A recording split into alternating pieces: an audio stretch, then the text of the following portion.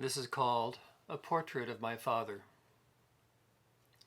If I could paint a portrait of my father, he'd be sitting at his desk, a large presidential desk, a 19th century oaken bureau, as it is called in Dutch, with carved designs on the cabinet doors and fat round feet in a neo-Renaissance style, a desk which has been in the family for generations.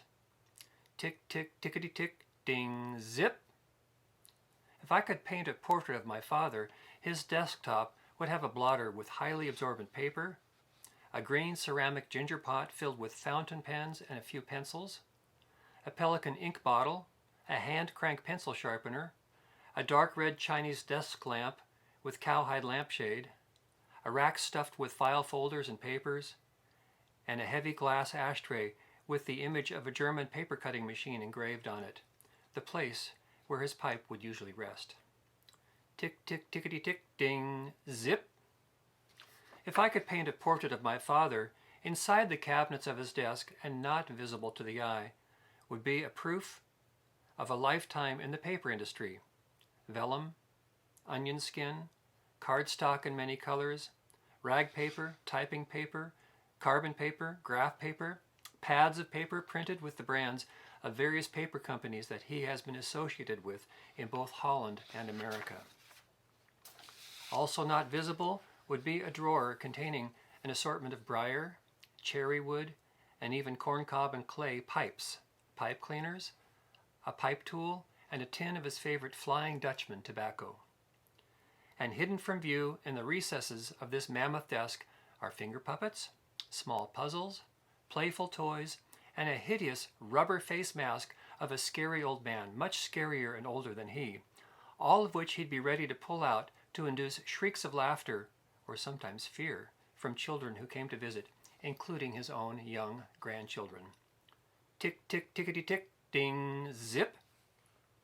If I could paint a portrait of my father, he'd be sitting on his throne, yes, a throne, patterned after that of Dagobert I, 7th century king of Austrasia and all the Franks, with two fierce carved lion heads extending from the backrest, and carved oak leaves growing up each armrest, and leather back and leather seat cushion.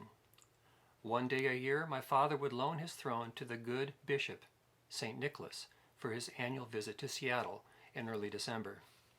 Tick, tick, tickety tick, ding, zip. If I could paint a portrait of my father seated at his desk, you'd see a dark oak paneled bookcase behind him, filled with leather-bound volumes of dictionaries, an old Dutch encyclopedia, a 1909 World Atlas, one that treated Seattle neighborhoods as the independent small towns they once were, a family archive, and books in various languages including Dutch, Latin, Greek, and of course English, books mainly on paper making, Dutch history, etymology, Bibles, and hymn books. If I could paint a portrait of my father seated at his desk, above his head you'd see a black wrought iron candelabra shaped like a wagon wheel hanging on 3 chains from the ceiling. Where once were real candles are now small electric candles. In a corner of the room, almost hidden from view, is an old wooden cello case protecting a beloved relic from my father's younger days. While the cello rarely resonates with a bow drawn across its strings, it still holds a place of honor in this room. Tick, tick, tickety tick, ding, zip. If I could paint a portrait of my father seated at his desk, surrounded on 3 sides by windows, the French doors would be open, the window panes on the far side revealing only the siding of the house next door, but out the large front windows, if my father were to look up from his work, he could view his domain over the rooftops below, past the treetops of the Seattle Arboretum, to the rippling waters of Lake Washington and the rising white peaks of the Cascade Mountains in the distance. Tick, tick, tickety tick, ding, zip. If I could paint a portrait of my father, he'd be an old man approaching 60.